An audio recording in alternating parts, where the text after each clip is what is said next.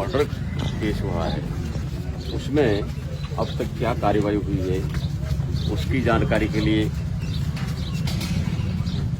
उस बच्चे के पास में क्या क्या सामान था वो बरामद हुआ या नहीं हुआ इसकी जानकारी के लिए, और यदि बरामद नहीं हुआ तो क्यों नहीं हुआ, वो तो बहुत दिन हो गए। तो इन मुद्दों को लेकर के हम मिलना चाहते हैं और हमारी जो परिवेदना है वो प्रशासन को बताना चाहते हैं। लगभग 20 दिन हो गए हैं और 20 दिन के बाद में हम लोग आपके पास में आए हैं। हम आपसे कुछ इसमें जो मुद्दे लिखे हुए हैं वो आपको बताना चाहता हूं कि एक तो ये है कि भाई घटना 20 दिन हो गए, 20 दिन के बाद में उन लोगों से जो जानकारी मिली उसके अलावा कोई आरोपी है तो वो गिरफ्तार क्यों नहीं हुआ। इन लोगों की निगाह में आरोपी पूरे गिरफ्तार नहीं हुए हैं।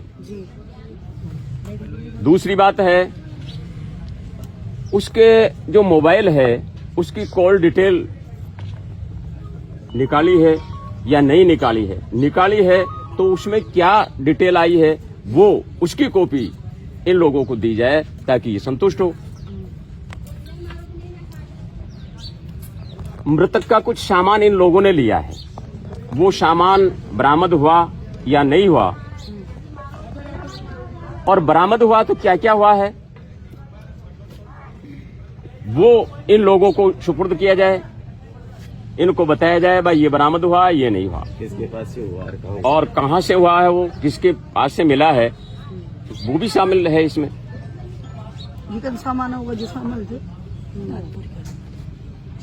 उक्त घटना की VTS रिपोर्ट प्राप्त हुई या नहीं हुई ये भी जानकारी चाहिए।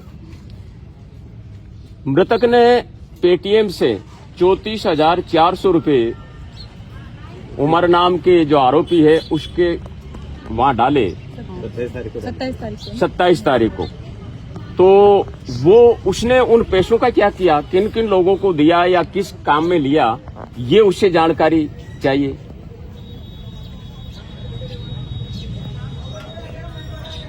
ये है कि भाई ये इसको जो मारा गया है पावर हाउस के पीछे ले जा करके उस जगह पर इन घर वालों को क्यों नहीं बताया उसका भाई किस जगह मारा गया और मारने में क्या क्या हथियार काम में लिए, वो हथियार बरामद हुए या नहीं हुए, वो और बरामद हुए तो कहां से बरामद हुए।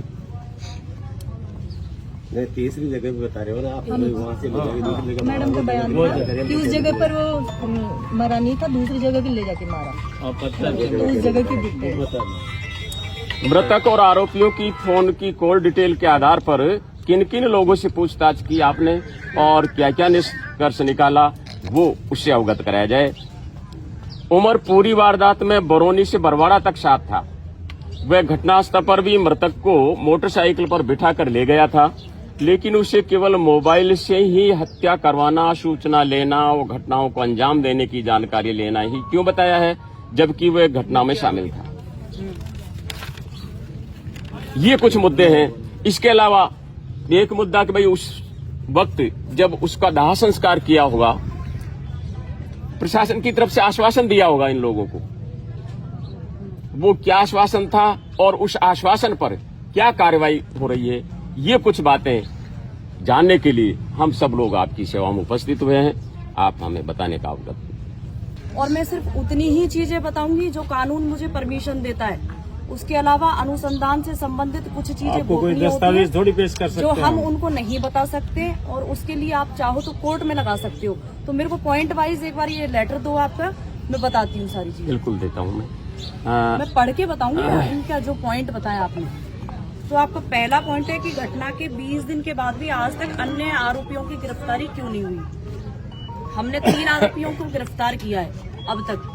अब अगर अनुसंधान में पाए जाएंगे तो ही अरेस्ट होंगे और नहीं पाए जाएंगे तो बिल्कुल अरेस्ट नहीं होंगे।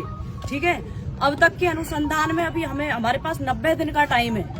कानून मुझे 90 दिन का टाइम देता है। मैं बिना बात के, बिना साक्ष्यों को, जल्दबाजी में किसी को गिरफ्तार नहीं करूंगी, बिल्कुल नहीं करूंगी। नाजायज किसी को नहीं करूंगी।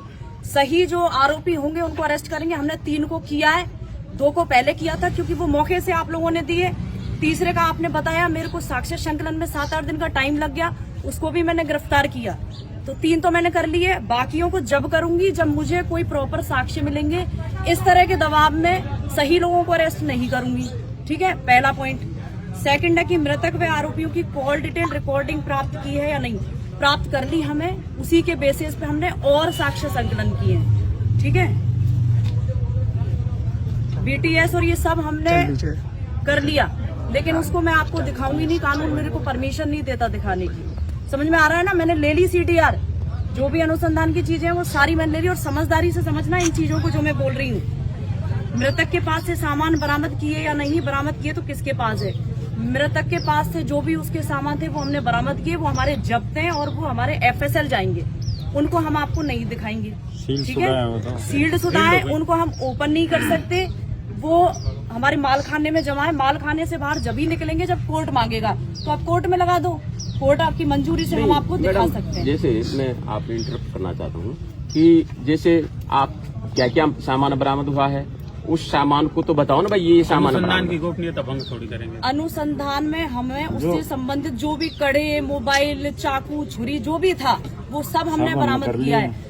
आप कोर्ट में लगाइए, अगर कोर्ट अनुमति देता है तो मैं मेरे माल खाने में से निकाल के आपको दिखा दूंगी। इस पे एग्री हो ना?